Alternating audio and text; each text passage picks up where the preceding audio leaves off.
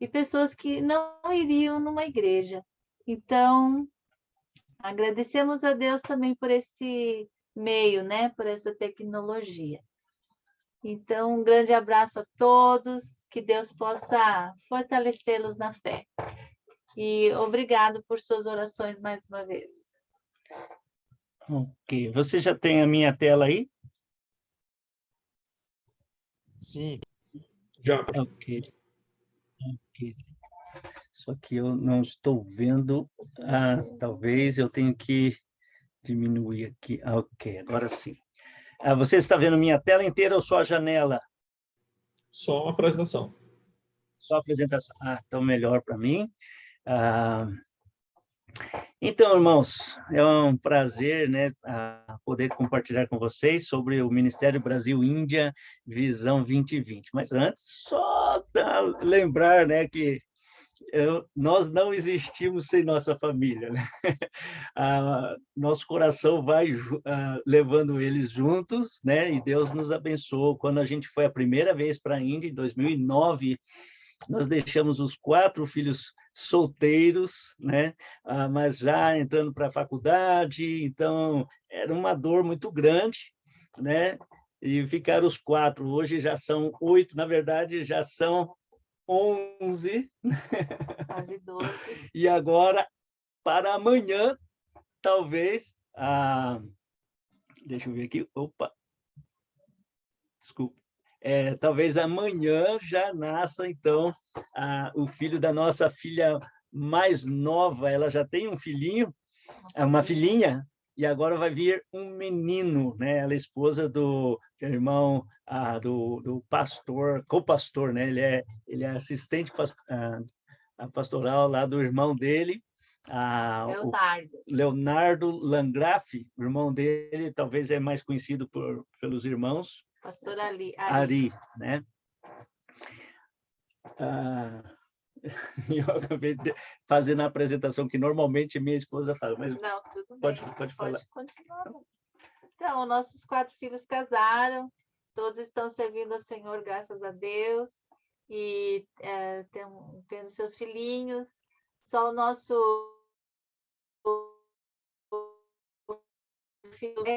filhos. E ele se formou na Bolívia, né? Casou-se com uma boliviana e está terminando lá a documentação para vir para o Brasil. Então, ele fez medicina e agora está terminando a documentação para poder vir para o Brasil, e ele sente o chamado de Deus também para ser pastor. Então, ele vai usar, né, o conhecimento de medicina para servir a Deus, mas ele quer servir a Deus no ministério também. Então, agradeço a Deus por isso também. Ok. Lembrando, então, nosso ministério é definido como um esforço conjunto, né, de igrejas batistas fundamentadas na palavra de Deus. Eu não uso muito o termo fundamentalista, porque lá na Índia tem os muçulmanos fundamentalistas, tem os hindus fundamentalistas, né? Então, chegam os cristãos fundamentalistas, eles pensam que a gente pode jogar bomba também, então, mas a ideia mantém a mesma, né? Fundamentadas na palavra de Deus. Não todas as igrejas batistas, infelizmente, nós não conseguimos trabalhar juntos, né? Mas nosso alvo permanece o mesmo, nós queremos alcançar a Índia com o evangelho de Jesus Cristo através dos missionários nacionais indianos. Então, nosso ministério é fazer uma ponte entre nossas igrejas e esses missionários, de modo que eles possam avançar. Fazer discípulos, né? Fazer discípulos em todas as nações. E na Índia existe o maior número de nações, etnias, povos ainda não alcançados no mundo. Então, não é só o país da Índia, onde tem mais de 1 bilhão e 300 milhões de pessoas. São os povos, as nações que estão lá, que precisam ser alcançadas. E agora, esse mês, a notícia é que nós demos, então, início ao Instituto Bíblico Batista Boas Novas, né? Good News Baptist Bible Institute, e quem está na linha de frente é o pastor Amiad Das. Foi uma pena não podermos ter chegado aí, já tinha as passagens compradas, né? Os irmãos chegaram a investir para que nós pudéssemos chegar aí para as conferências. O ano passado, ali por abril ou maio, não me lembro, ele veio e ficou 5 meses na minha casa. Quer dizer, nós viajamos nos primeiros 2 meses, conseguimos ir em vários lugares, fazendo várias conferências em vários estados, mas quando chegou para ir para Roraima, aí fechou tudo, né? E foi cancelado os voos.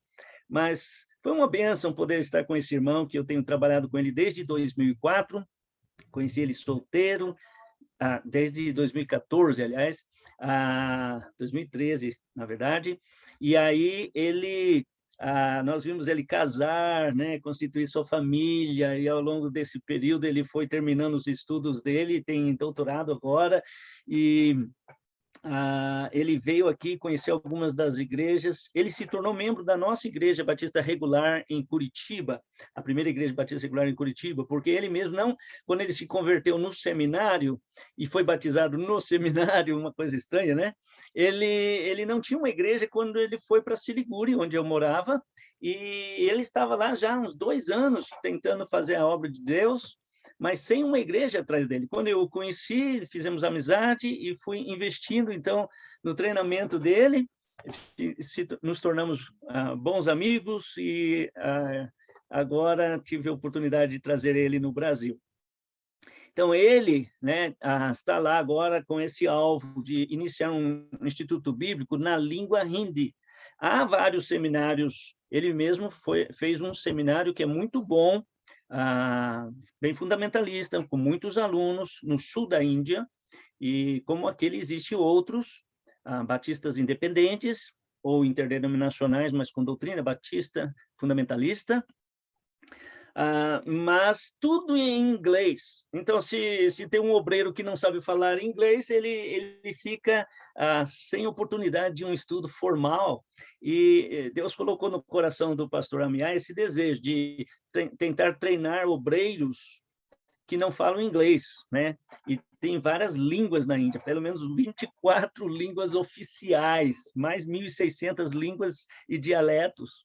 Mas o hindi é a segunda língua mais falada na Índia, o inglês também, né? É bem material para material teológico em hindi, e é muito difícil achar, pelo menos da nossa posição doutrinária. E como eu conhecia, eu só não sabia que tinha em tantas línguas, né?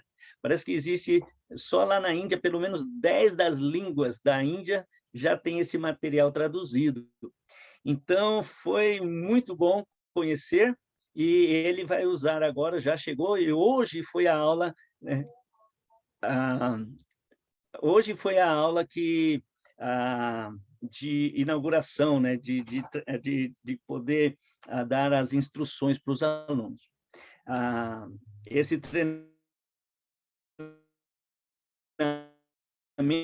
levando cerca de 2 anos para ser concluído. Nós estamos desafiando, então, mais irmãos que se empenhem conosco, né, em produzir fruto que dure, né? O treinamento de líderes é para esse. Essa é a foto da minha tela, do computador. O pastor Amiá estava dando aula para eles e eu estava orientando. Nós vamos ter, além dessas aulas, um dia de devocional e outras pregações, onde eu vou ministrar online. Então, você gostaria de fazer parte desse projeto? Esse curso, né, é constituído de 10 livros, né? O curso completo custa $50 por aluno, mais ou menos uns R$300. E nós, pela fé, né, nós comprometemos-nos para levantar 50% desse valor, pelo menos R$150 para cada aluno, né? Nós queremos que eles participem também, que eles sejam estimulados a investir no seu próprio treinamento, né? Lembrando que eles não têm muitas igrejas da mesma fé e prática que nós. Temos igrejas batistas lá, bastante até, em comparação com a gente aqui no Brasil. O problema é que muitas delas estão comprometidas, né, com a parte cultural que às vezes choca com princípios bíblicos, às vezes doutrina mesmo, né, que é um pouco diferente. Então, igrejas batistas fundamentalistas é raro de se encontrar, mas tem também, tem até seminários, né, batista fundamentalista, mas nós queremos investir em mais, né? A Bíblia diz que nós temos que nos apresentar diante de Deus aprovados, né? Como obreiros que não temos que nos envergonhar, que maneja bem a palavra da verdade. Eu dou graças a Deus por esses irmãos que eu conheço, que têm feito o seu melhor para serem treinados, vários deles têm mestrado em teologia até, mas alguns que eu conheço, eles ainda têm dificuldade, né, de um bom estudo, e nós queremos ver mais. Então, o pastor Amiá já tem esse grupinho, né? Então, com uma oferta vindo do Brasil, de R$ 150, vai ajudar um novo obreiro, um plantador de igreja. A maior parte deles já são obreiros. Esse obreiro, então, já está envolvido, né, no trabalho evangelístico, na edificação de outros discípulos, e a sua oferta, então, vai causar um impacto na vida de um novo discípulo. Mais um exemplo é o missionário Kalinan.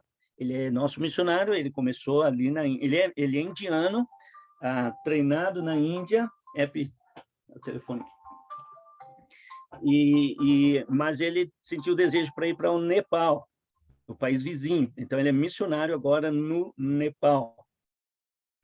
Ele é um daqueles que eu tenho um prazer mesmo de trabalhar junto, muito dedicado. Eu fui na igreja dele e, quando eu conheci, ele não tinha sustento de uma igreja nacional. Ele estava sofrendo mesmo, quase passando fome.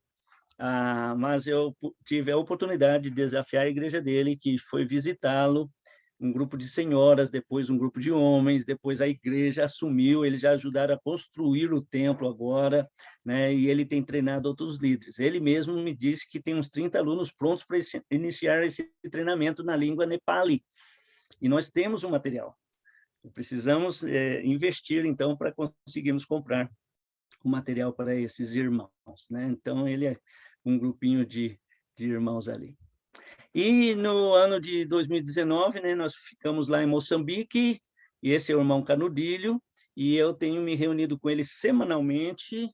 Tem a igreja lá que ele está cuidando, ele também não tinha treinamento, ele está fazendo esse mesmo curso junto com o pastor Divino e o pastor Joel, dois irmãos batistas que foram do Brasil para lá. Quando eu estive lá, então, eu tinha esse treinamento de liderança. Ali está o pastor Divino e 3 irmãos africanos, né, que eu me reúno com eles para treinamento em liderança. Claro que é através da internet. A nossa ênfase é em servir. Nós não queremos fazer uma escola de líderes, mas uma escola de servos, né? Que esses obreiros sejam servos mesmo, para expandir o reino de Deus.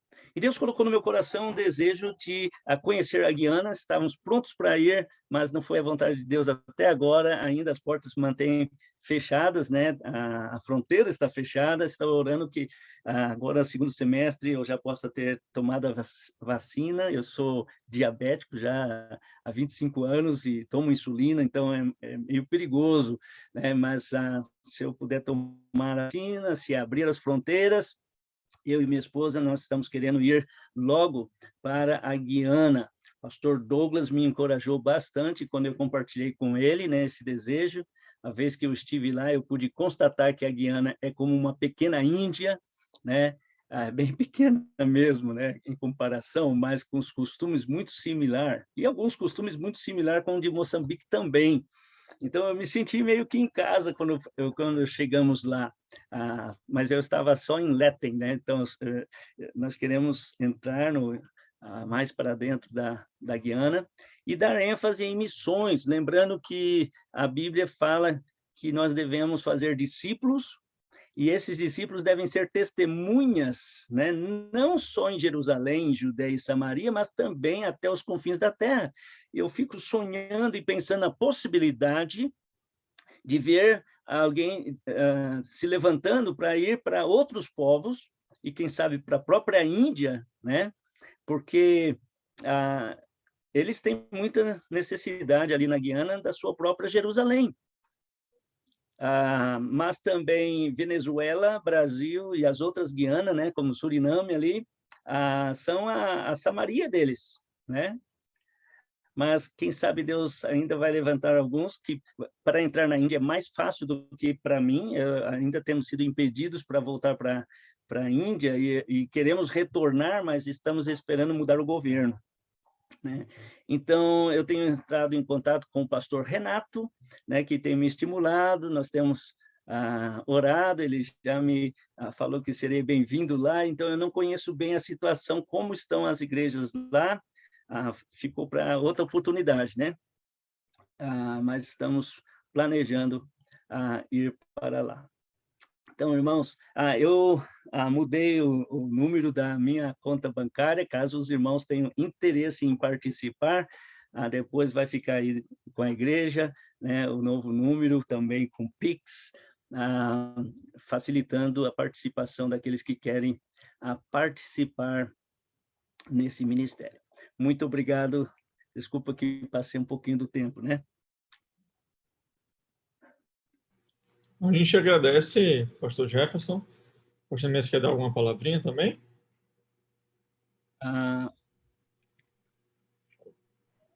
Só louvar a Deus pela vida do Jefferson, da sua esposa.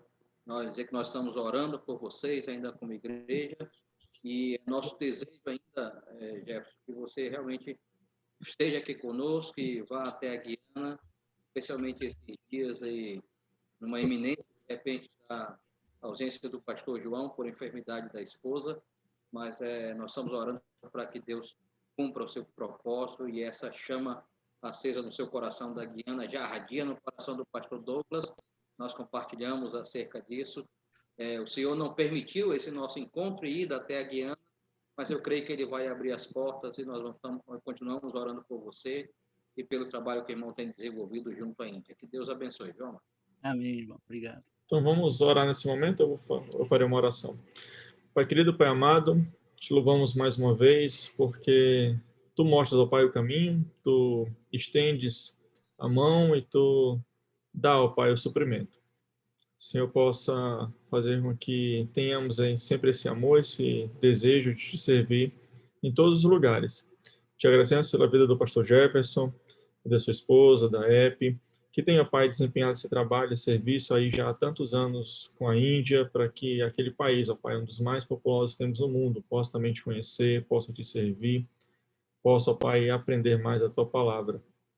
Que o Senhor abençoe esse casal, abençoe esta família, que também com seus filhos, ó Pai, possam estar Te louvando, Te agradecendo e Te tornando, ó Pai, mais conhecido por onde quer que estejam. Que eu possa abençoar também os pastores e com que eles trabalham, ó Pai, que tem servido de bênção nos seus países. Lembrando o pastor Amia Adachi, junto com o Instituto na Índia, que eu possa fazer com que ele tenha esses alunos possam aprender mais sobre Ti, e também ter outros, ó Pai, naquele país tão populoso. Acreditamos que muitas pessoas ali não Te conhecem porque nunca ouviram falar, e seja a partir desse ministério, a partir desse instituto, ó Pai, outras pessoas possam Te conhecer, e aquela população possa vir a estar também mais próximo do Senhor. Lembramos também o pastor Kailian Nang, no Nepal, que eu possa abençoar aquela igreja, abençoar o seu serviço, o seu trabalho, o seu ministério, que esses 30 possam se multiplicar para outros 30, e assim, ó Pai, sucessivamente alcançar também vidas, alcançar almas, alcançar, ó Pai, aquele povo ali no Nepal também, ó Pai, o país vizinho à Índia, e que o Senhor também mostre o caminho a essas pessoas, e o ensinamento que eles tiveram, Pai, possam ser replicados a outros também. Lembramos o pastor Canudilho, em Moçambique, também um país que tem outros missionários, ó Pai, já trabalhando há muito tempo. mas sempre, ó Pai, necessitado. Que o Senhor mostre também o caminho, mostre as pessoas que desejam trabalhar, se empenhar e possam também contribuir com esse serviço. E lembramos aqui pertinho de nós também o pastor Renato. O Senhor também façam que o pastor Jefferson, pai, o pastor Renato seja uma ponte entre ele também, esse povo aqui ao nosso lado, que também precisa de ti, que também tem as suas práticas pecaminosas e sabemos disso, e tanto necessitam, Senhor, de tua palavra e também dos teus ensinamentos, também da vida eterna junto ao Senhor. Todos esses povos, ó Pai, são povos que precisam de ti e que têm, ó Pai, um elo de ligação com o pastor Jefferson e a EP, e queremos, ó Pai, te agradecer pela vida desses dois que têm desempenhado a sua função e têm levado, ó Pai, a tua palavra a todos os cantos desse mundo. E o Senhor esteja com eles, sempre abençoando, protegendo sua saúde, livrando desse mal maior por enquanto, e que possamos, ó Pai, estar e ter a oportunidade ainda de vê-los pessoalmente, principalmente em caminho para a Guiana. Que o Senhor possa nos guardar e livrar e nos dar, ó Pai, ainda um bom restante de culto nessa noite. É no nome do teu filho Jesus que eu peço e agradeço. Amém. Amém. Obrigada, irmão. Muito obrigado, irmã Epe, irmão pastor Jefferson. Sempre que quiserem, sejam bem-vindos. Então, vamos agora passar a palavra mais uma vez ao grupo de louvor, que vamos cantar um cântico Alto Preço.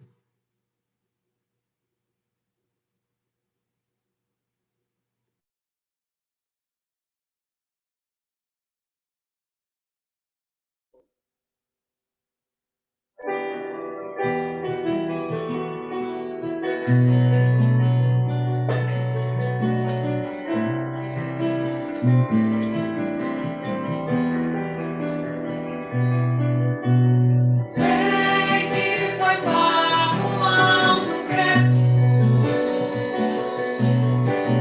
para que contigo eu fosse o meu irmão. Quando Jesus derramou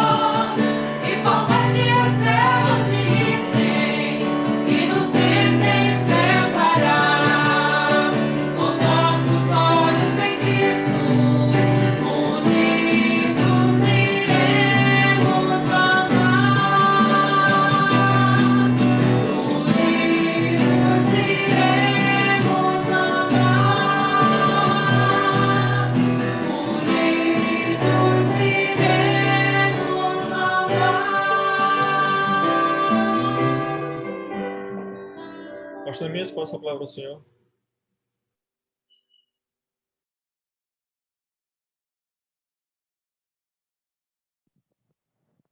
Vamos louvando a Deus por mais um ano de organização da nossa igreja. Nós temos o privilégio de ter como conferencista nessas 2 noites e amanhã pela manhã o pastor Carlos Alberto Bezerra, né? O pastor Carlos Alberto, ele é pastor da Igreja Batista Regular Canaã, lá na região do Cariri, um servo do Senhor. Tive a oportunidade de conhecê-los há alguns anos, já numa associação, junto com o pastor Douglas, quando ele presidia, nós estivemos lá naquela região. Então, é um grande privilégio poder conhecer o pastor Carlos Alberto. Eu sei que ele não é conhecido de toda a nossa igreja, ou da grande maioria, mas ele poderá fazer uma apresentação pessoal melhor e depois nos trazer a palavra do Senhor neste momento. Então, pastor Carlos, eu vou fazer uma breve oração, depois o irmão já pode assumir a palavra e compartilhar conosco da palavra do Senhor. Vamos orar. Nós te agradecemos, ó Deus, pelo preço que foi pago para nos dar a salvação. Nós te agradecemos pelo teu sacrifício vicário na cruz do Calvário. Te agradecemos, ó Deus, porque tudo que temos e somos é por tua graça e favor, e reconhecemos isso. E é com gratidão no coração que estamos esta noite celebrando este culto e neste momento, ó Deus, ávidos por ouvir a tua palavra. Peço que o Senhor possa usar o teu servo, pastor Carlos, como instrumento para nos trazer, ó Deus, verdades aos nossos corações, que nos confrontem, nos leve, ó Deus, a uma maior aproximação do Senhor, reconhecendo, ó Deus, o teu senhorio sobre nossas vidas. Que teu Santo Espírito nos ilumine ao entendimento da tua palavra, e teu Santo Espírito ilumine o teu servo na entrega dessa palavra a este momento. Pedimos em nome de Jesus, agora e sempre. Amém. Pastor Carlos, com a palavra. Boa noite, então, a todos os amados irmãos. É um enorme prazer poder estar com vocês nesta conferência. Eu acredito que alguns dos irmãos talvez ainda lembrem de mim. Eu estive com os amados irmãos numa conferência alguns anos atrás, estive na igreja. Eu lembro, por exemplo, do irmão Cândido, né? Lembro do irmão Manuel, estive na casa do irmão Manuel. Então, irmãos muito amados, Deus esteja abençoando a todos vocês, né? Também a irmã Francelina, sua família, e todos aqueles que estiveram cuidando, né, de todo o processo de estadia aí. Então, foi um tempo muito marcante, muito importante. Lembro que, na época, o pastor David, acredito que intermediou todo o processo para a minha chegada. Então, agradeço o convite do pastor Neemias e é com muito prazer que eu estou aqui para a gente meditar e refletir na palavra de Deus.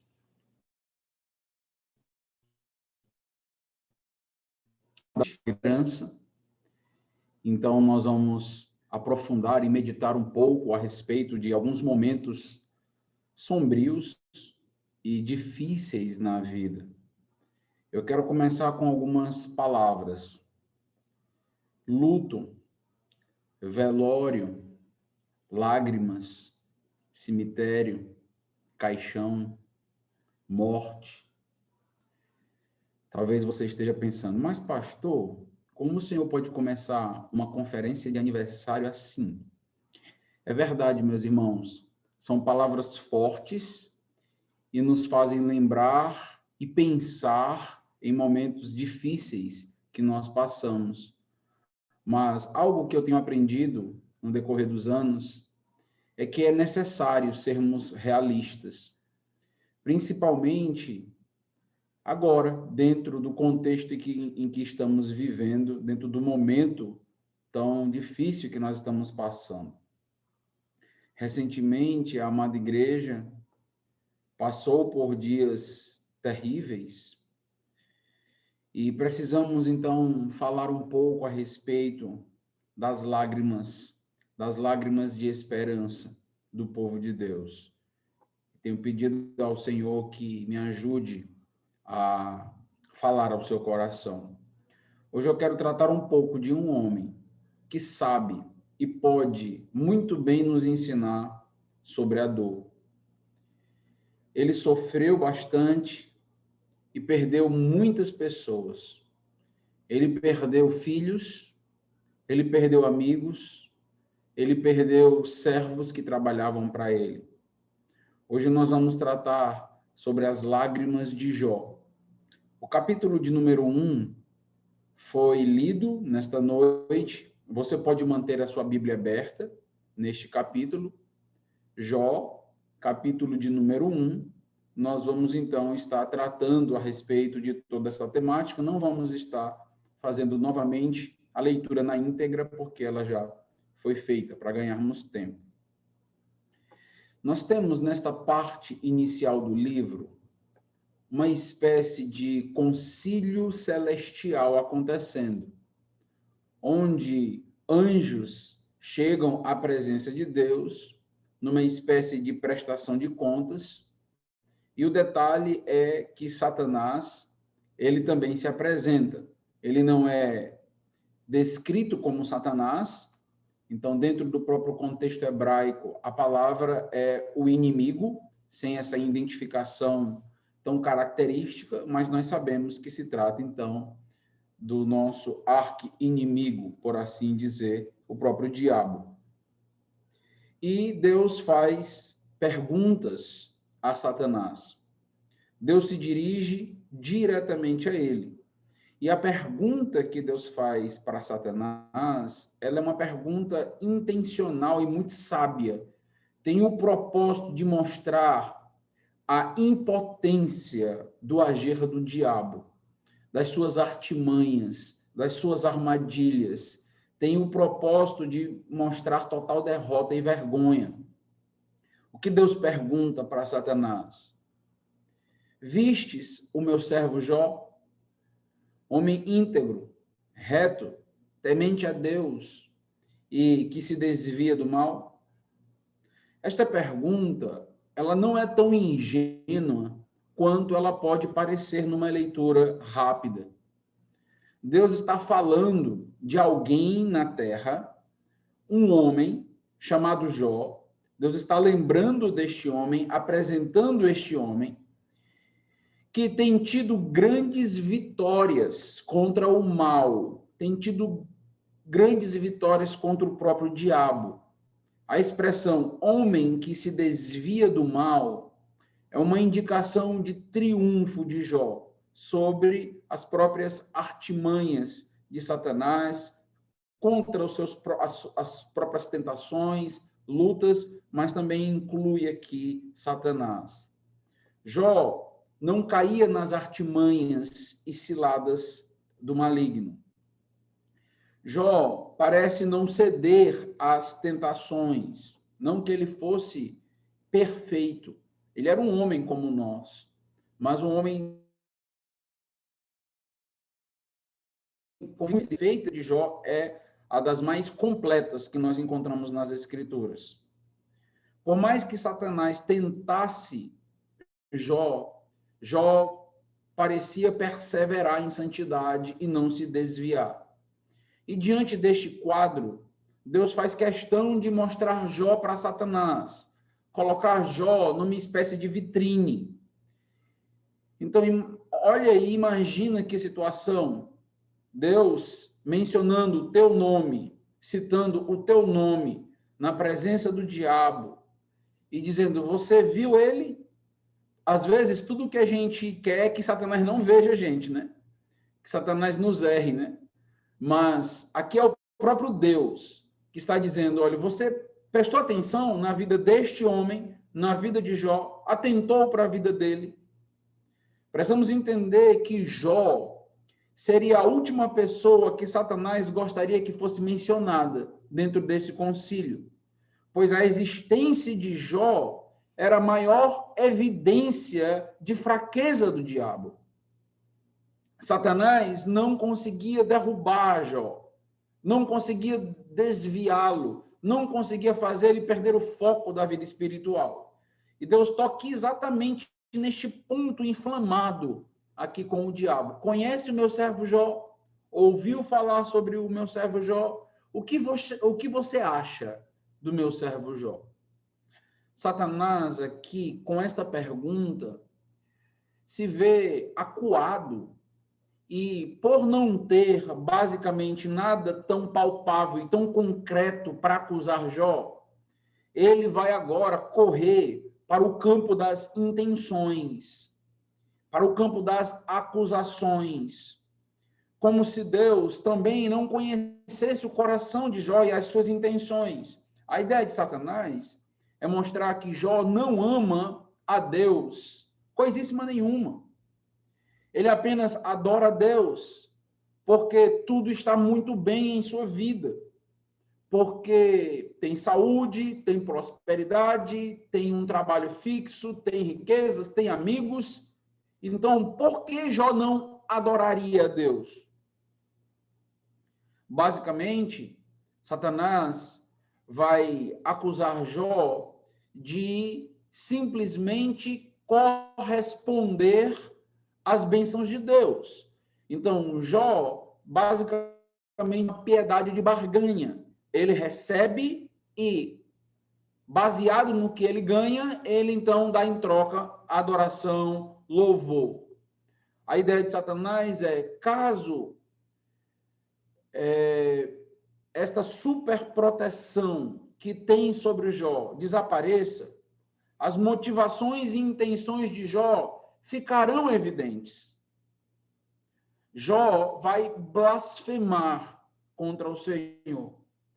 Satanás está afirmando que Jó não passa de um interesseiro e que Deus compra o amor de Jó. Então aqui tem um ataque duplo. Tem um ataque para Jó e um ataque direto para Deus. Deus pergunta para Jó, você conhece o meu, para Satanás, você conhece o meu servo?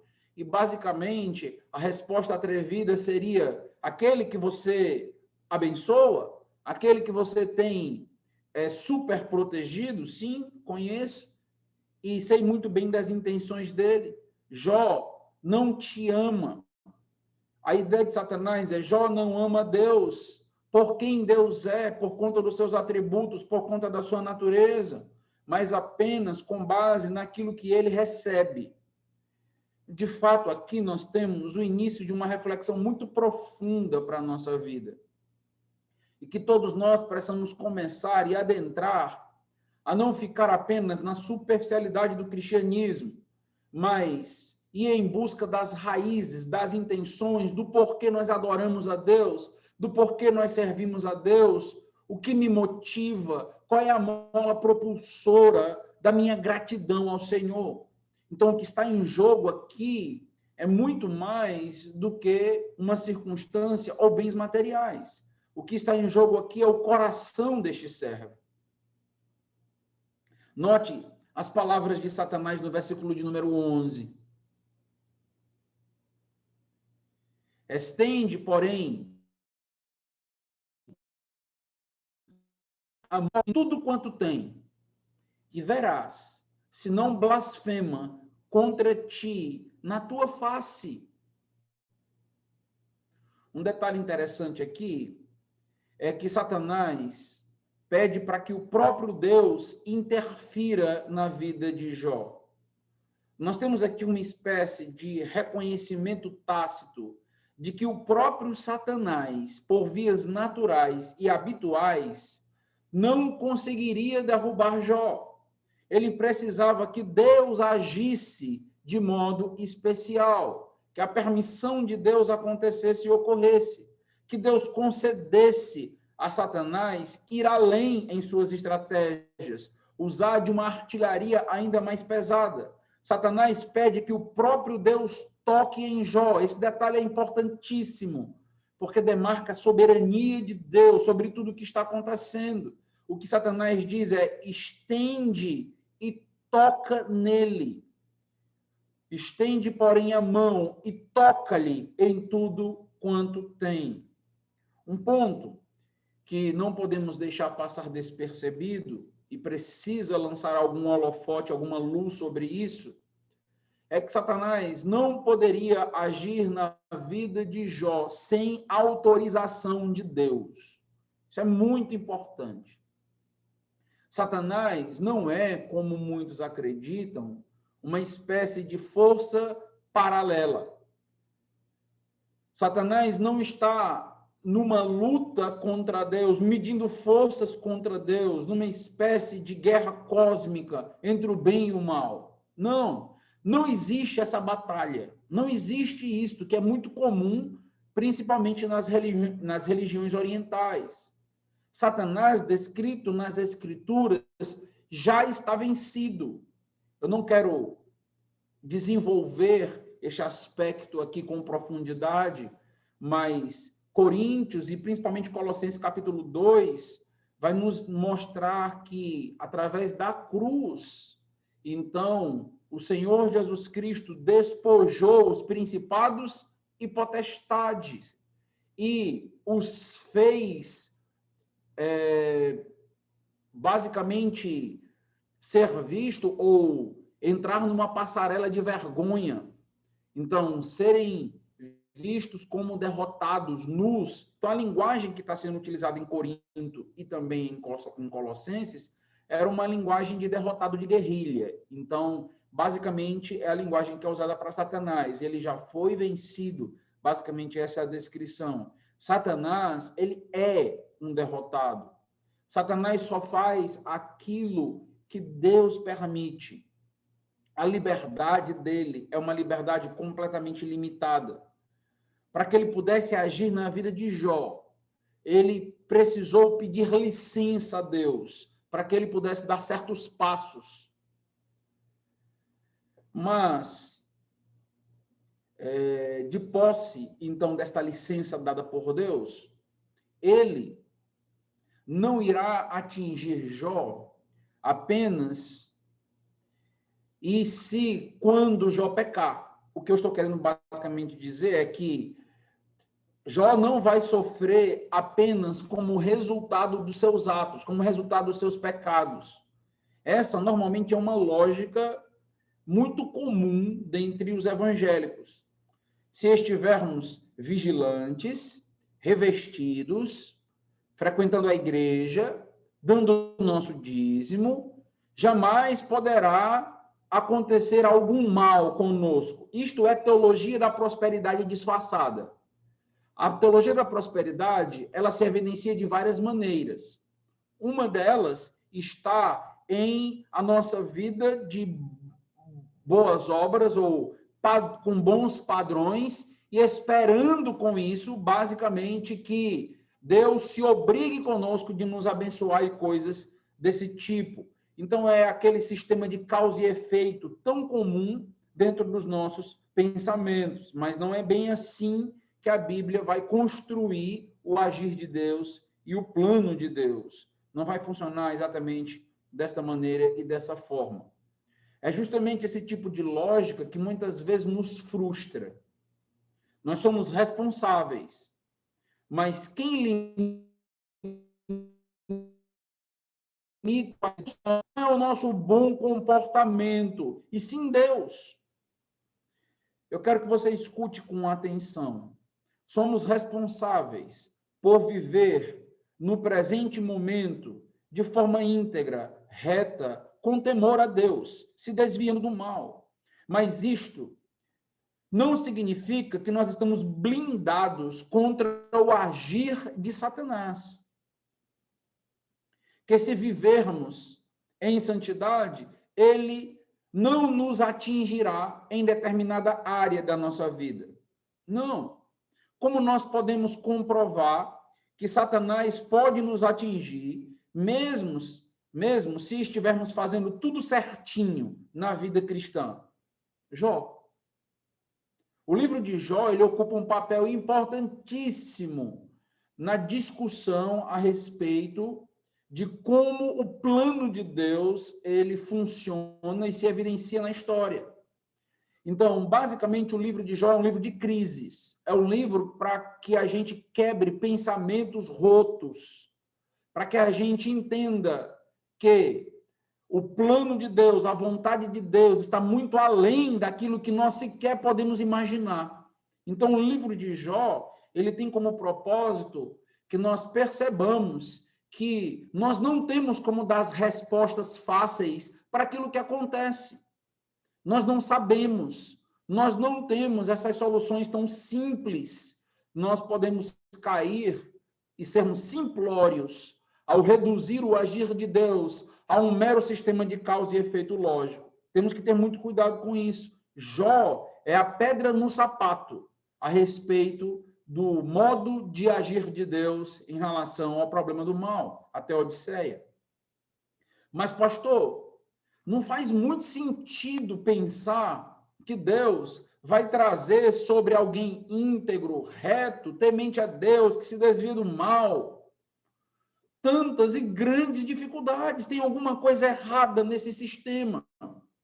E é por isso que muita gente acaba ouvindo o canto da sereia do espiritismo e achando muito interessante.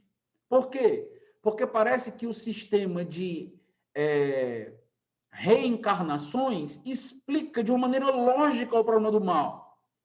Mas quem disse para você que nós vamos conseguir entender plenamente a Deus, o agir de Deus, o plano de Deus? Eu sei, isso nos humilha, é isso mesmo. Isso nos coloca no nosso devido lugar. E sempre que a gente lida com o plano de Deus, com o sofrimento, com a dor, com o luto, nós nos sentimos impotentes, e deve ser assim. Nós temos que ter muito cuidado em querer ter a explicação exata de todas as coisas. Porque Deus, em sua soberania, ele resolveu deixar algumas coisas em mistério.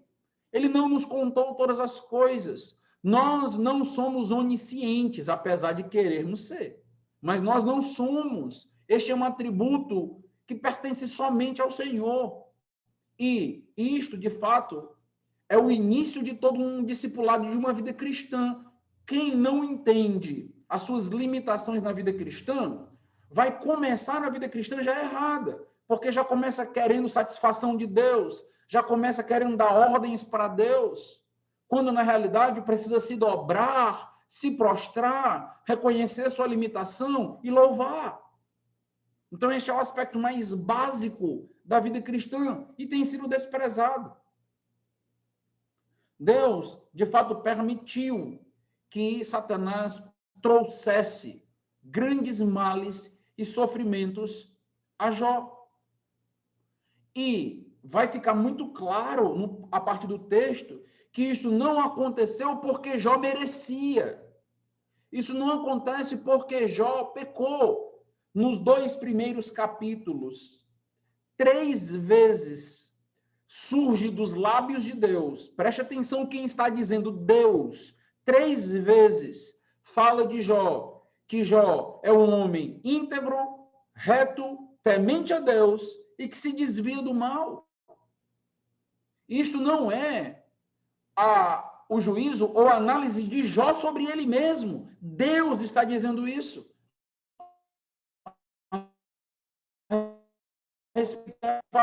Ele não estava sofrendo por conta de pecados, por conta de atos impensados, irresponsáveis. Deus tinha um plano, Deus permitiu soberanamente tudo aquilo acontecer, como permite também em nossas vidas.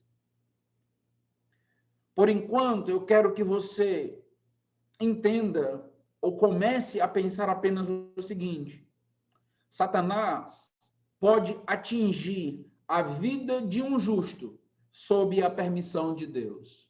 Não sob a minha permissão, mas sob a vontade e a permissão de Deus, tendo, no final das contas, um plano para tudo isso, porque Deus não faz as coisas de maneira desorganizada, impensada, mas o plano de Deus é que a sua glória, no final das contas, seja mais elevada, mais exaltada, mais reconhecida. O que Satanás não pode fazer é ter uma autonomia, aquilo que ele bem quiser. Não, Satanás não tem este livre-arbítrio autônomo, como ninguém tem. Muitas vezes falamos de livre-arbítrio que nem o próprio Deus tem. O próprio Deus é livre para agir de acordo com a sua própria natureza. Deus pode pecar? Não, Deus não pode pecar. porque isso vai de encontro à natureza de Deus. Então, essa liberdade, esse conceito de liberdade de fazer tudo e qualquer coisa, é um conceito que não cabe nem para Deus. Olha o tamanho da aberração que tem sido defendida na teologia. Não, as pessoas têm que ter as opções, todas as opções, para que, de fato, elas possam ser culpáveis ou não. Nem Deus tem essa liberdade libertária que as pessoas querem. Satanás não tem essa liberdade libertária que as pessoas querem. Mas, após essa permissão de Deus, então só nos cabe perceber como Satanás age, o método dele. Deus permitiu, e o que ele vai fazer? Eu gosto de enfatizar que ele usa meios para tentar atingir os seus propósitos. Talvez você nunca tenha visto o próprio anjo, né? O próprio Satanás. Talvez ele nunca tenha se personificado na sua frente. Mas ele usa de muitos meios e estratégias. Alguns destes meios tendem a passar despercebidos por nós. Tanto que C.S. Lewis, naquele livro Cartas ao Inferno, ou Cartas de um Diabo ao Seu Aprendiz, ele vai nos dizer que nós tendemos a cair no erro de não acreditar no agir dos demônios e do diabo. Esse é um extremo. O outro, super enfatizar e valorizar o diabo. Tudo é encosto. Então, nós temos a tendência de cair em um desses dois extremos. Temos que ter muito cuidado com isso. Ele age, ele está agindo. Mas, muitas vezes, nós esquecemos, nós nem desconfiamos da batalha espiritual que está acontecendo. Satanás usou, por exemplo, homens, pessoas, na vida de Jó. Satanás usou vários estrangeiros, os sabeus e os caldeus. Nota comigo aí os versículos 14, 15 e 17. Percebe comigo. Que veio um mensageiro a Jó e lhe disse: os bois lavravam e as jumentas passeam junto a eles. De repente, deram sobre eles os sabeus e os levaram e mataram aos servos a fio de espada. Só eu escapei para trazer-te a nova. Falava este ainda, quando veio outro e disse: dividiram-se os caldeus em 3 bandos, deram sobre os camelos, os levaram e mataram aos servos a fio de espada. Só eu escapei para trazer-te a nova. Versículo 17. Então, este é um aspecto que normalmente nós, que temos os olhos muito apegados ao material, aquilo que acontece, aquilo que ocorre, aquilo que nós podemos ver e constatar, esquecemos ou não queremos lembrar. Satanás usa pessoas para atingir os servos de Deus. Olha o que aconteceu. Satanás pode usar pessoas no seu trabalho, pode usar pessoas da sua faculdade, do seu colégio, pode usar pessoas na sua família. Satanás pode usar pessoas na igreja para trazer e causar grandes problemas, divisões e dificuldades. E como eu gosto de dizer, Satanás gosta principalmente das reuniões de sessões. Principalmente. Se você quer ver Satanás agindo em um momento favorito, é sessão. Então, nós precisamos ter muito com isso aqui. Preste muita atenção. Se você prestar atenção, você vai ouvir a voz de Satanás. Muitas vezes em algumas sessões. Porque Satanás fala através de bocas. Infelizmente, achamos que todas as vezes que Satanás age, isso vai ficar muito claro.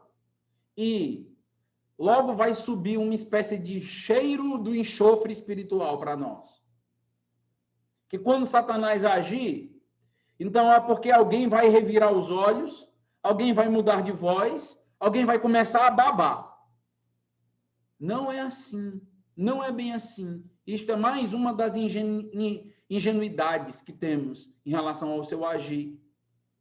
Pessoas são grandemente usadas pelo diabo para nos fazer cair e pecar, mas nós não conseguimos perceber as garras de Satanás por trás.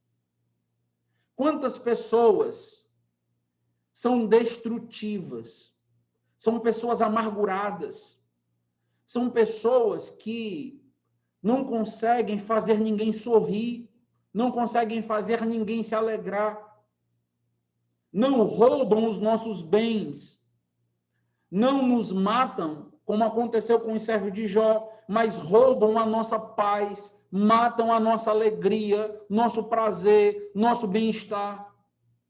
Pessoas que aparecem apenas para destruir uma família e depois vai embora. São pessoas que, de fato, são grandemente instrumentos satânicos.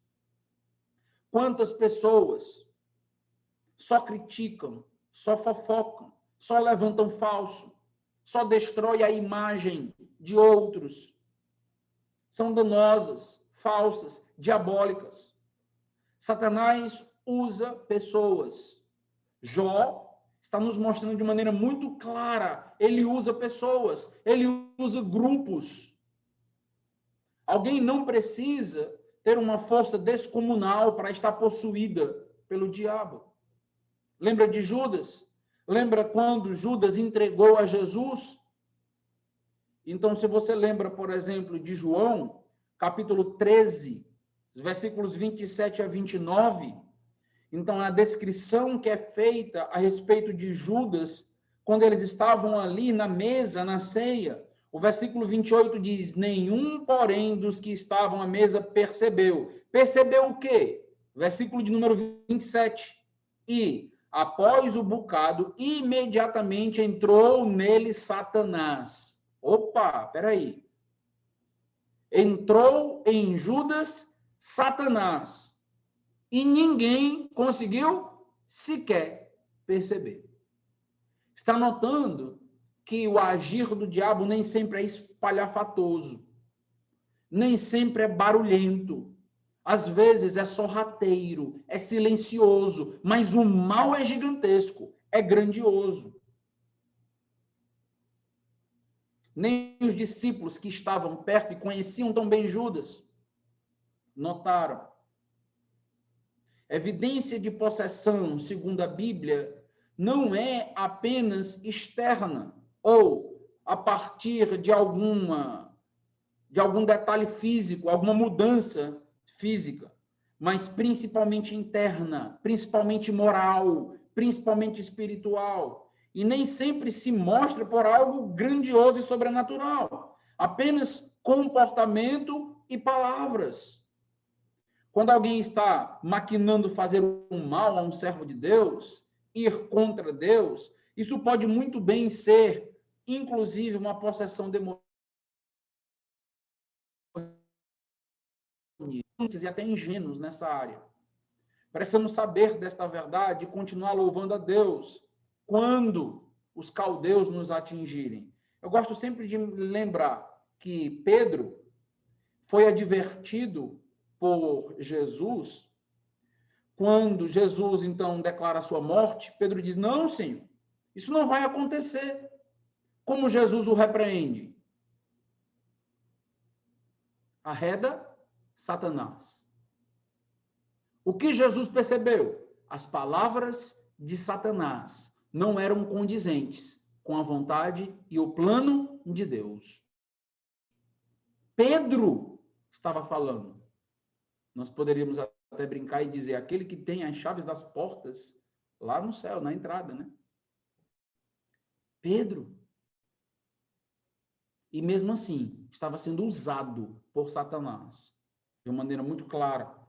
Satanás também usa a natureza, sob a permissão de Deus. Versículos 16, 18 e 19, de Jó capítulo 1. Ele usa pessoas, ele também usa a natureza. Falava este ainda quando veio outro e disse: fogo de Deus caiu do céu e queimou as ovelhas e os servos e os consumiu. só eu escapei para trazer-te a nova. Versículo 18. Também este falava ainda, quando veio outro e disse, estando teus filhos e tuas filhas comendo e bebendo vinho, em casa do irmão primogênito, eis que se levantou o grande vento do lado do deserto e deu nos 4 cantos da casa, a qual caiu sobre eles, e morreram. Só eu escapei para trazer-te a nova. As forças da natureza podem ser usadas pelo diabo sob a permissão de Deus para nos fazer blasfemar do Senhor. E tem um detalhe no versículo 16, impressionante. O fogo que caiu e queimou as ovelhas e os servos veio de quem? Nota, versículo 16, é dito fogo de Satanás. É assim? Não. Fogo de Deus. Fogo de Deus. Satanás está agindo baseado na permissão e tendo a própria condição de agir ou tendo o seu próprio poder a partir de Deus, porque tudo brota de Deus. Deus que está dando a condição dele agir. O fogo que cai do céu vem de Deus. E esse fogo está matando. E está dentro agora do plano do diabo em trazer grande sofrimento para Jó. Então, nota, o diabo tem um plano que foi declarado naquele tribunal, naquele momento de concílio com Deus, de trazer grande dano a Jó. Mas Deus está permitindo tudo isso acontecer. E Deus está, inclusive, agindo. É interessante Lutero mencionar que o diabo é o diabo de Deus. Eu não sei se você já ouviu falar isso. Arranha um pouco, né? Ouvir isso. Mas a ideia, basicamente, não é que Deus é a favor de todo o mal, mas que, de fato, Satanás faz apenas aquilo que Deus permite, quer nós entendamos ou não. Satanás só faz aquilo que está dentro dos limites do plano de Deus, quer nós entendamos ou não. Por isso que o livro de Jó ele é impactante. Por isso que o livro de Jó cria crises. Como Deus pode lançar fogo? Como Deus pode estar usando o diabo em seu plano? Como isso pode estar acontecendo? Aqui, como o C.S. Lewis gosta de dizer, é uma teologia que ultrapassa a água com açúcar. É uma teologia mais robusta, mas que é muito necessária para, no final das contas, nos dar a tranquilidade necessária que nós precisamos na vida cristã. As forças da natureza estão sendo usadas sob a permissão de Deus, debaixo da mão de Deus, para fazer com que Jó, esse é o intento de Satanás, para fazer com que Jó blasfeme, para fazer com que Jó, na face de Deus, possa evidenciar todo o seu rancor, rebeldia, desobediência. Este é o plano. Vem um raio aqui de forças da natureza. Vem um acidente, uma morte, um desabamento, uma epidemia, vem um Covid-19. Qualquer coisa pode ser usada pelo diabo para nos fazer blasfemar da face de Deus. Mas nós precisamos entender, isso está no plano maior do Senhor. Nada disso deve ter a força de arrancar do nosso coração amargura contra o Senhor. Temos que lembrar, Deus continua no controle, Deus continua no plano de todas as coisas, por mais que eu não entenda, por mais que eu não compreenda. Então, é interessante como muitas teologias têm se levantado na atualidade para tentar explicar o Covid-19. O que está acontecendo? Por que está acontecendo o Covid-19? Foi por causa do carnaval do Rio de Janeiro e aquelas pessoas ali demonizando a Jesus e coisas desse tipo. Nós temos que ter cuidado, porque nós estamos caindo na ideia da causa e do efeito.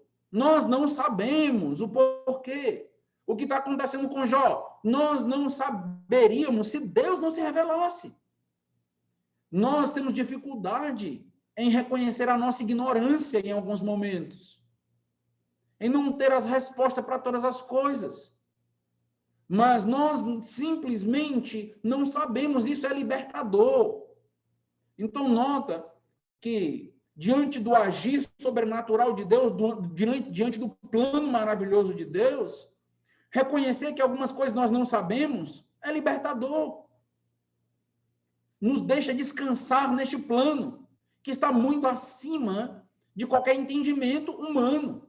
Nós não sabemos. Isso, inclusive, nos ajuda a sermos menos temerários nos nossos juízos em relação às pessoas, em relação a tudo que ocorre ao nosso redor. Algum irmão que peca, por exemplo, comete um pecado e logo em seguida é detectado que ele está com câncer. Aí o que a nossa mente faz? Qual é a trilha da nossa mente? Pecou, câncer. Logo você não sabe. Deus te disse? Qual é a Bíblia que está revelando isso aí, para eu comprar uma também? Não sabemos. Não sabemos. Nós podemos até suspeitar. Entende isso aqui? Mas são apenas suspeitas humildes e que nem devem ser reveladas. Por quê? Porque pode gerar mais problema ainda, mais dor e mais sofrimento ainda. Nós simplesmente não sabemos algumas coisas. Enquanto nós, crentes, não conseguirmos dizer isso de maneira livre, eu não sei, eu estarei sujeito a heresias, a blasfêmias, a erros, a tentar montar teologias, quebra-cabeça, onde todas as peças se encaixam. Mas em Jó não encaixa. Não dá para entender. Não dá mesmo. E nós vamos ver mais tarde, no decorrer das exposições, até amanhã à noite, que com Jesus é que não dá mesmo. Se com Jó já não dá para entender, com Jesus vai piorar muito a situação. Não sabemos. Muitas coisas não sabemos. Um detalhe importante está presente aqui na sequência das notícias. No versículos 16, 17 e 18. Nós temos expressões que se repetem. Isto é enfático no texto. Todas as vezes que você estiver estudando um texto e termos ou expressões se repetirem, você precisa atentar, porque o autor está de maneira intencional querendo chamar sua atenção. Versículos 16, 17 e 18. Falava este ainda quando veio o outro e disse. Falava este ainda, versículo 17, quando veio o outro e disse. Versículo 18. Também este falava ainda quando veio outro e disse. Meus irmãos, nós temos aqui em Jó um efeito cascata. É isso que está acontecendo aqui. Uma espécie de escalonação. Então, nós notamos que Jó não tinha nem tempo de se recompor. Jó não tinha nem tempo de respirar. E já vinha uma outra notícia triste, uma outra notícia ruim, uma próxima notícia ruim, e outra, e outra, e outra. É este efeito que o livro está querendo causar para nós. Ele está construindo uma espécie de escada de notícias. E a coisa só está piorando, só está piorando. É interessante como nós estamos acostumados a pensar que após a tempestade vem a bonança, não é assim? Nós não temos esse tipo de pensamento rápido. Nós até aconselhamos muitas vezes assim, ó, calma, que vai vir o quê? Como é que você sabe? É profetada? É o quê? É um otimismo autoajuda? É o quê? Será que nós já não caímos no erro, muitas das vezes, de nossos aconselhamentos serem repletos de autoajuda? Será que nós até mesmo não ressignificamos o que seria, de fato, fé com as ideias? Vai dar certo. Calma. Vem aí. Eu não sei. Eu não sei. Normalmente, o que a Bíblia nos diz, normalmente o que a Bíblia nos manda perceber é: abra os olhos e perceba aquilo que está lá na frente. O teu destino eterno, a tua comunhão com Deus. Mas nós rapidamente criamos artifícios para tentar ajudar as pessoas. Só que, mais uma vez, estamos correndo o risco de errar, de falhar. Como se as coisas fossem meio que intercaladas na vida. Uma coisa ruim, depois vem uma boa para compensar. Aí depois vem uma ruim e vem uma coisa boa para compensar. Como se a vida fosse explicada desta maneira, por uma intercalação simplória. Não é, não é. E o que acontece quando essa lógica furar? Quando nós tivermos notícia ruim, notícia ruim, notícia ruim, notícia ruim, notícia ruim, nós nos desesperamos, porque nós não estamos acostumados. A nossa teologia não cabe isso. Nós erramos a não perceber que a nossa teologia não estava sendo realista. De fato, nem sempre teremos notícia ruim após notícia ruim. Às vezes vai ter um escalonamento. Outras vezes, nós teremos notícia boa atrás de notícia boa, mas nós não sabemos quando. E temos que estar preparados para as duas coisas. O que acontece com Jó é uma cachoeira de notícias e circunstâncias das mais terríveis possíveis. É o que nós estamos percebendo aqui. Quando nós temos uma notícia ruim atrás de outra, nós podemos ter a tendência de acabar frustrados e decepcionados com Deus, se a nossa teologia não for sólida, não for robusta, não for bíblica. Se a maneira de lidar com o sofrimento, com a morte, com a dor não for bíblica, você corre um grande risco de se desviar, de se frustrar, de se decepcionar com Deus, porque você pode acreditar em algo que não é bíblico. E isto é um grande mal. Uma das piores coisas que existe é uma péssima teologia. É uma teologia desequilibrada. É uma teologia não bíblica. Isso desanima todo mundo. Quando uma igreja, por exemplo, recebe uma notícia de que o seu pastor acaba de falecer, e logo em seguida vem outra, o outro pastor amado, fundador, acaba de falecer, e logo em seguida vem outra, de um jovem líder na igreja, falece também. A nossa tendência é esmorecer. Por quê? Porque parece que é surreal, parece que isso não existe, parece que isso não acontece. E onde fica Jó? Jó nos mostra que isso é real. Na vida de pessoas crentes, sérias, homem, íntegro, reto, temente a Deus e que se desvia do mal, com notícia terrível após notícia terrível. Eu sei que essa teologia não é tão agradável, por isso que ela não é tão pregada. Mas é a teologia bíblica, é a teologia real, é esta. Somos tentados, então, a blasfemar contra Deus quando coisas fora da nossa caixinha teológica acontecem. Precisamos sempre lembrar que este efeito cascata de situações difíceis na nossa vida não devem e não podem nos fazer blasfemar contra Deus. Este era o intento de Satanás. Se tudo aquilo que estava acontecendo levasse Jó a blasfemar, Satanás sairia vitorioso na vida dele e pode sair vitorioso na nossa em algum momento. Precisamos entender que isto pode acontecer na minha e na sua vida. Sim, Jó é real. Um irmão aí disse, eu acho que o diácono, né, se eu não me engano, César, não lembro, falou, né, que é um personagem real, é uma vida real.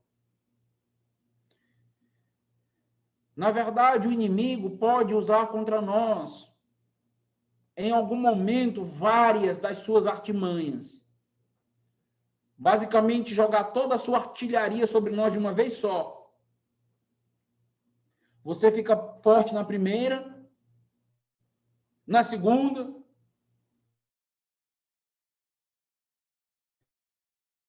você já começa a ter um coração infectado, envenenado, amargurado. Não, não. Deus não tem nos prometido vida fácil. Essa não é a promessa de Deus. Quem prometeu que se você me adorar, eu vou te dar riquezas e tudo mais, eu te dou o rei, foi Satanás. Na tentação contra Jesus, no deserto. É o primeiro teólogo da prosperidade na Bíblia, né? A gente vê de quem é o pai do negócio, né? Tá ali. Com Deus, não. O chamado muitas vezes para o cristão é: venha, me adore. Quer ser meu discípulo? Negue a si mesmo, tome a sua cruz, me siga. Páscoa. Esteja preparado para morrer, para sofrer, para lutar. Cuidado. Cuidado para não blasfemar contra Deus. Não se frustrar, não se decepcionar, não se desanimar com Deus por conta das artimanhas que podem estar acontecendo na sua vida. O número de dificuldades não deve nos levar a medir o amor de Deus. Escuta o que eu estou te dizendo. O número das dificuldades, a sequência delas na minha vida, não deve me levar a medir o amor de Deus. Cuidado com este efeito quantitativo do mal, da dor. Nós temos também um efeito qualitativo no texto. E eu quero tocar nisso aqui para a gente já fazer o encerramento. Qual é o efeito qualitativo? Além desse efeito quantitativo da dor, o efeito qualitativo começa a aparecer a partir do versículo 13. Olha o detalhe do versículo 13. Sucedeu um dia em que seus filhos e filhas comiam e bebiam vinho na casa do irmão primogênito.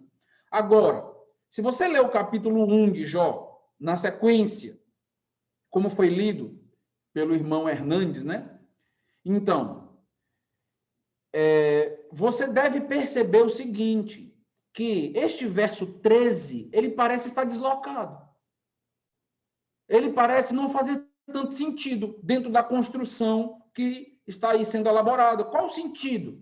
Parece uma informação solta e sem propósito na sequência dos versos. Parece, mas não é. O autor aqui pretende criar para nós um clímax. Ele pretende intensificar a percepção da dor, a qualidade do sofrimento. Nós já vimos que Jó era um pai exemplar. Na leitura nós vimos isso. A família era uma família unida, coisa inclusive rara, né, nos nossos dias. Os filhos se reuniam uns nas casas dos outros para comemorar e ter momentos prazerosos. E o que fazia Jó? Jó sempre orava e sacrificava por seus filhos. Agora, o mais curioso é que o texto nos diz, ou o texto não nos diz, melhor dizendo, que os filhos de Jó estavam pecando para que ele sacrificasse por eles, para que ele intercedesse. Jó sacrificava, e a ideia do texto é pela possibilidade deles terem pecado contra o Senhor. Percebe isso? Isso é grande demais. O que o texto enfatiza? Que Jó, além de um homem íntegro, reto, temente a Deus e que se desviava do mal, evidenciava isso por uma paternidade maravilhosa. Ele evidenciava a sua piedade na prática. Ele era um grande pai. Um homem preocupado com a santidade dos seus filhos. Jó amava os seus filhos. Uma família próspera, para a descrição que é feita do Antigo Testamento. 7 filhos e 3 filhos. 10 filhos era, de fato, algo enorme, uma bênção enorme dentro daquele contexto, onde ser alguém estéril era maldição. Era assim que era visto. Então, nós estamos falando de uma família invejável, não apenas de um homem invejável, mas de uma família invejável. E o que aconteceu?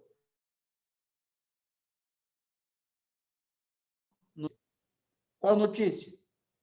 O teu filho mais velho morreu, certo? O teu filho caçula acabou de falecer, certo? Não. os teus 10 filhos morreram no mesmo dia. Escuta isso de uma outra maneira. Sente o que está acontecendo. A Bíblia foi escrita para que a gente possa depurar com a alma, não apenas perceber com o entendimento. Para. Os teus 10 filhos, os 10, morreram no mesmo dia. Como? Como isso é possível? A casa desabou sobre todos e nenhum sobreviveu. Olha os versículos 18 e 19. Também este falava ainda quando veio o outro e disse: estando teus filhos e tuas filhas comendo e bebendo vinho em casa do irmão primogênito, eis que se levantou um grande vento do lado do deserto. Nós já sabemos de onde vem esse vento. E deu nos 4 cantos da casa, a qual caiu sobre eles, e morreram. Só eu escapei para trazer-te a nova. Deus permitiu que os 10 filhos de Jó morressem todos no mesmo dia? Sim. Aquelas reuniões que sempre foram motivos de alegria, de comunhão para a família, agora se tornou motivo do luto, do pranto, das lágrimas. Jó perdeu 10 filhos no único dia. Eu conheço irmãos, talvez você que está me ouvindo agora, perdeu um filho, uma filha. Se você já perdeu, se você já enterrou um filho ou uma filha, você entende a dor de Jó. Você entende. Não podemos ler Jó às pressas. Precisamos parar, sentir o que está acontecendo, respirar fundo, ter um nó na garganta, sentir o coração palpitar, acelerar, ter empatia, sentir o coração de Jó rasgando. Você já parou para pensar o que significa um pai estar diante de 10 caixões no mesmo dia? Velando 10 filhos, levando para o cemitério, trazendo para o nosso contexto aqui, né? Enterrando todos os filhos um após o outro. Consegue imaginar a vida de Jó após este acontecimento? Como Jó continuaria vivendo? Dá para entender? Consegue imaginar o tamanho do buraco na alma deste homem, deste pai? Quantas lembranças da infância de seus filhos devem ter passado pela mente dele? Quantas lembranças de abraços, beijos? Como se erguer de um trauma tão enorme? Como Deus pode permitir isso? Como achar sentido na vida ou razão para continuar vivendo? E talvez a pergunta mais tensa: como será o meu relacionamento com Deus após este nível de trauma?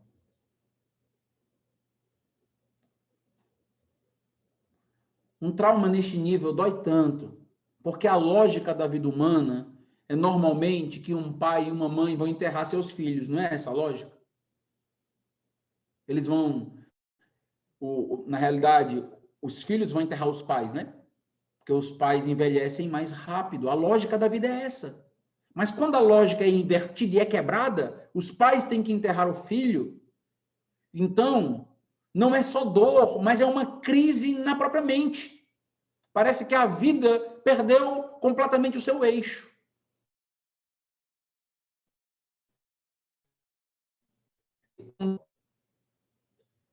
É difícil. O pensamento que surge na nossa mente é: isto pode acontecer comigo? Não é verdade que essa pergunta brota? Isto pode acontecer comigo, pastor? E a resposta mais honesta que eu posso te dar essa noite é: aconteceu com Jó, um servo de Deus, homem íntegro, reto, temente a Deus e que se desviava do mal. Pode acontecer com você? Pode acontecer comigo? Aconteceu com Jó. Sim, pode acontecer com você. Você pode perder tudo, inclusive sua família.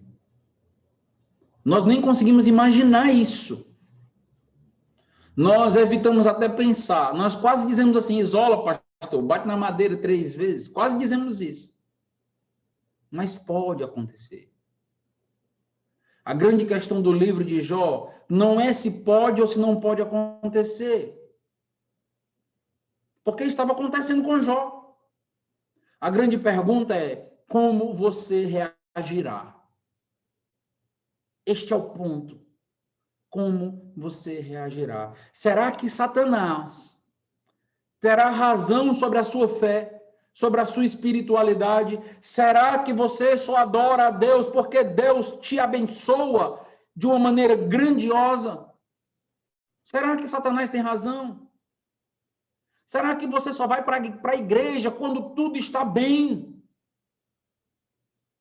Quando o emprego está te motivando?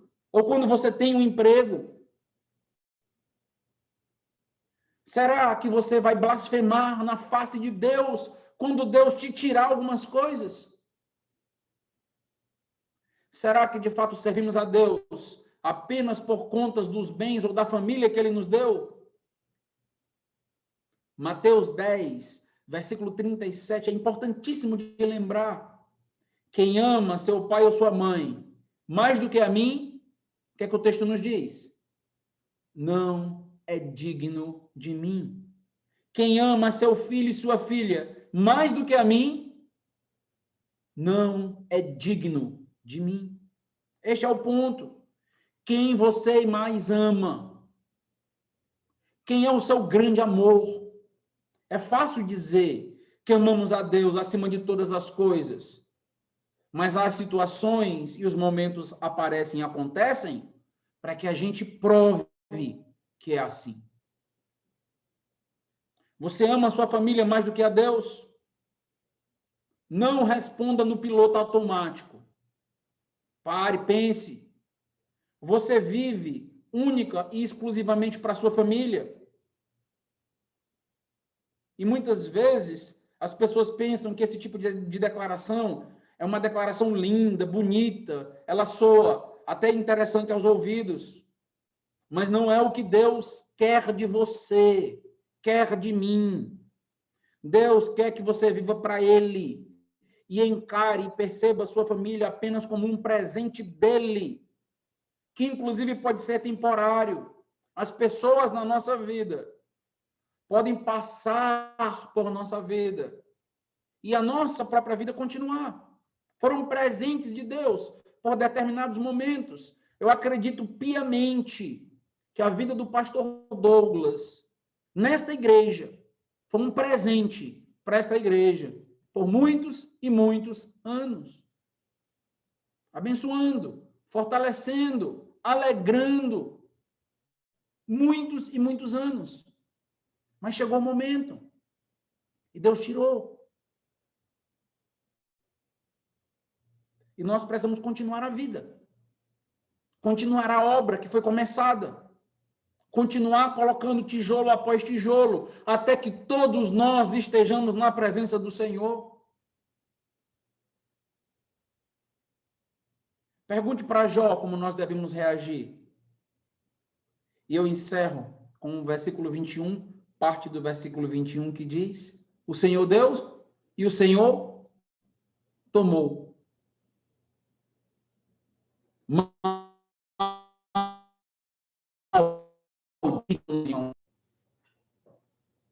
Bendito seja o nome do Senhor. Sabe como é que se chama isso? Adoração.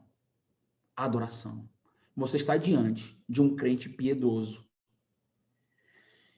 que depois de tudo que passou e sofreu, ele se prostra. O texto faz uma descrição, né, de grande tristeza, pano de saco, cinza, poeira. A descrição é muito interessante, de quebrantamento, de dor, de lágrimas. Mas o texto nos diz, ele bendisse o Senhor.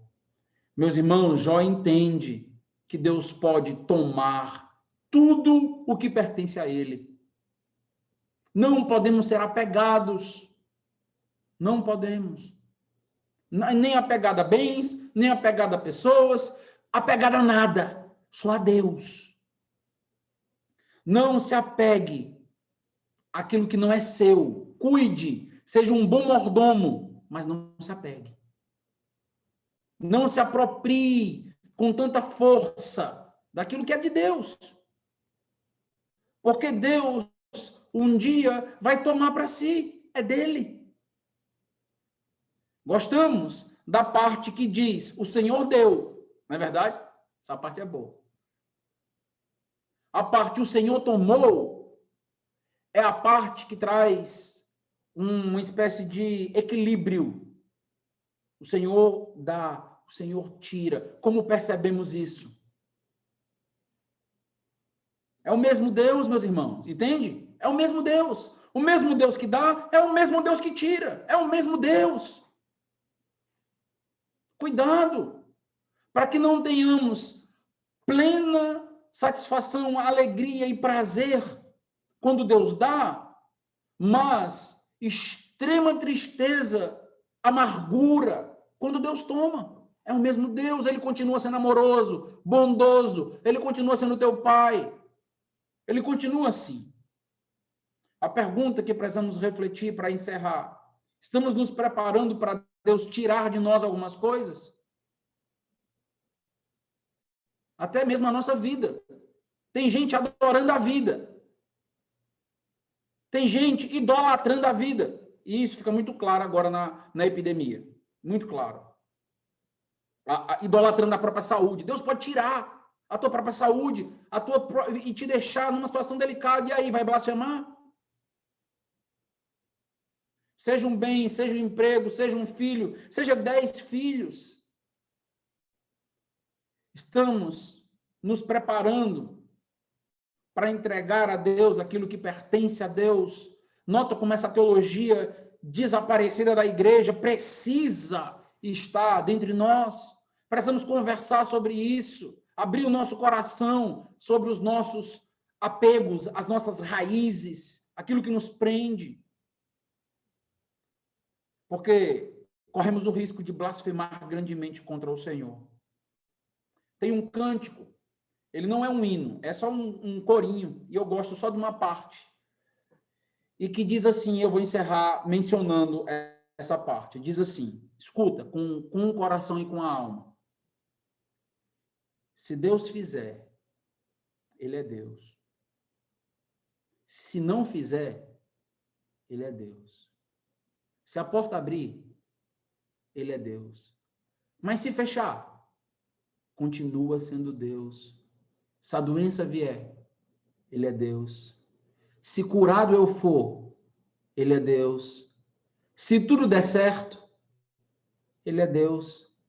Mas se não der, ele continua sendo Deus. Se você conhece essa música, então canta comigo no seu coração aí.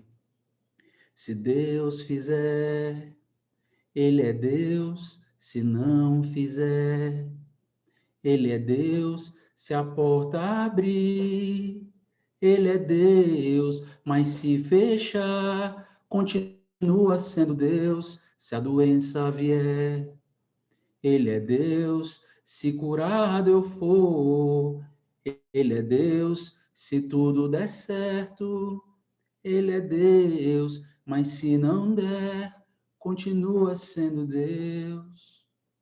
Amém. Vamos orar. Deus,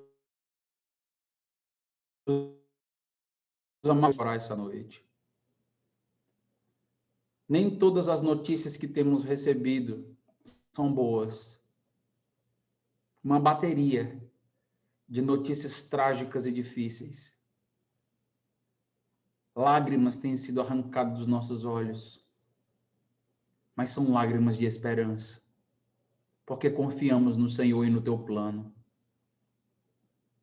Ó Deus amado, que Satanás não tenha triunfo na vida de um crente, na vida de uma igreja, nos fazendo duvidar do amor de Deus, da sua vontade e do seu plano, nos fazendo blasfemar contra Deus, mas que ele seja envergonhado através da oração e adoração dos nossos lábios. Que o Senhor, essa noite, escute de todo o nosso coração, apesar de tudo que temos passado, de tudo que as famílias, a igreja tem passado, recebe essa noite de tributo. E queremos te dizer, bendito seja o Senhor, em nome de Jesus. Amém.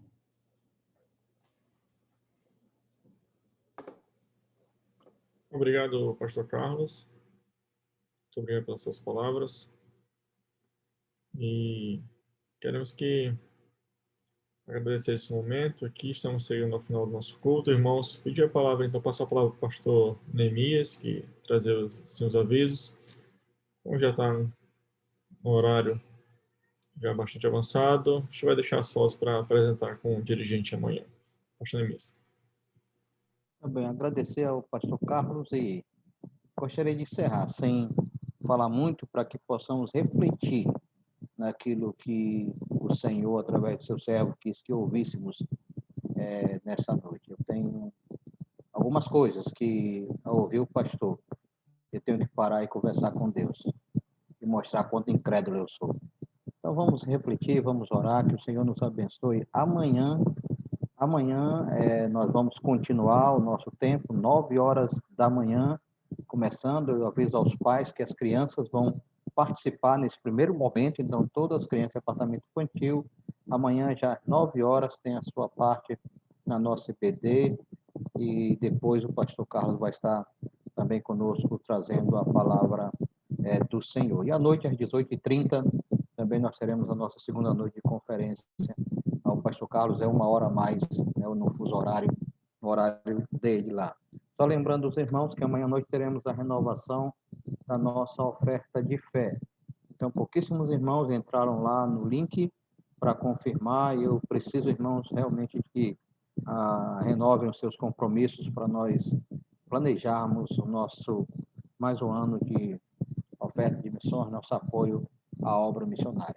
Pastor Carlos, muito, muito obrigado, que Deus abençoe. Eu que peço perdão pelo horário, foi muito bom poder ouvir os irmãos, e vamos orar e ficar ansiando que amanhã possamos ouvi-lo, que Deus tem para cada um de nós. Vamos encerrar, irmãos, com a palavra de oração a todos que estão aqui, mais uma vez ao pastor Jefferson, ao pastor Richard lá no Equador, obrigado pela participação, aos demais amigos, visitantes que vieram conosco, que Deus abençoe a cada um de vocês, e está renovado o convite para estar conosco amanhã pela manhã e também amanhã pela noite. O link da nossa reunião amanhã pela manhã e à noite é o mesmo link, você pode acessar assim querendo. Oremos. Graças te damos, Senhor, pela tua palavra. Graças te damos pelo exemplo de Jó, mas graças te damos pelo Deus que estava por trás de Jó. Um Deus que é soberano, e precisamos aprender, ó Deus, que o Senhor tem à tua disposição tudo que somos e que temos. Que o Senhor nos conceda entendimento e que as estratégias do inimigo não venham, ó Deus, a nos fazer nos voltar contra ti, com corações incrédulos e blasfemando da tua soberania. Ajuda-nos a entender a tua vontade e que a nossa esperança e confiança seja plena no Senhor e naquilo que o Senhor mesmo conquistou na cruz para cada um de nós. Nos dá uma boa noite de descanso, te louvamos por tudo, abençoa o pastor Carlos, dá-lhe saúde, guarda o teu servo, a sua família, e que o Senhor possa ainda continuar usando-o, ó Deus, maravilhosamente, para a edificação da nossa igreja. Pedimos boa noite, amados, que Deus abençoe. Obrigado, pastor. Um grande abraço. Até amanhã. Boa noite, irmãos. Boa noite, pastor. Até amanhã. Boa noite.